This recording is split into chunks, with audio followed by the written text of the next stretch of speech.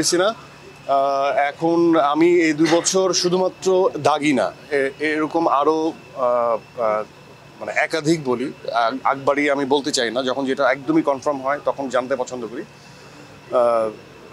একাধিক না ততোধিক এগুলো আসলে কন্ট্রাকচুয়াল জায়গায় চলে গেছে, হয়ে গেছে।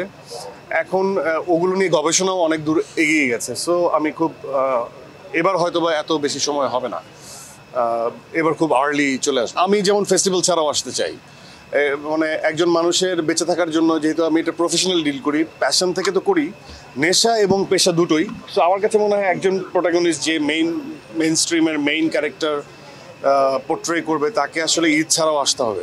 তো আমার কাছে মনে হয় যে বছরে 3টা বা 4টা ছবি নিয়ে আসাটা উচিত এবং চেষ্টা করা উচিত হার না মেনে, অথবা মানে রুখে না যে, এটা সবার ক্ষেত্রে, এটা আমার ক্ষেত্রে, আমি বলবো এটা সিয়ামের ক্ষেত্রেও, যারা সলো কাস্টিং এই মোশাররফ ভাইয়ের চক্কর আসছে, আমি বলবো মোশাররফ ভাইয়েরও অনেক বেশি নিজেকে ফিল্মে এন্ডোর্স করা উচিত, ডিফারেন্ট গল্প নিয়ে আসা উচিত।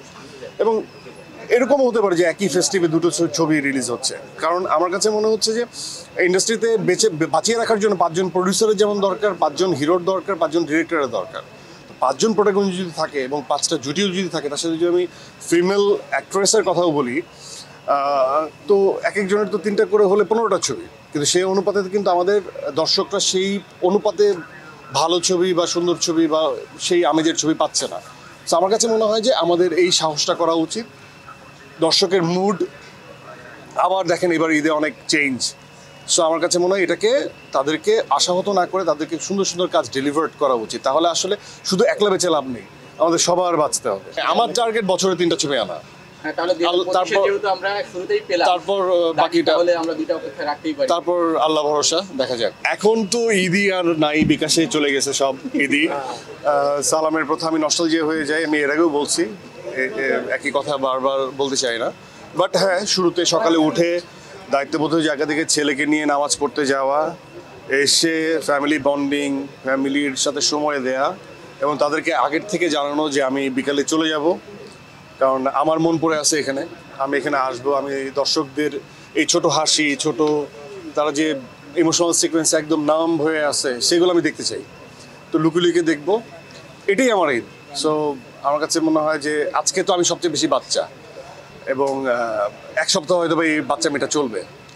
সো আমি দর্শকের উদ্দেশ্যে এটা বলবো যে আপনাদের ঈদটা নিরাপদে কাটুক, স্বাভাবিক কাটুক, সুন্দর কাটুক।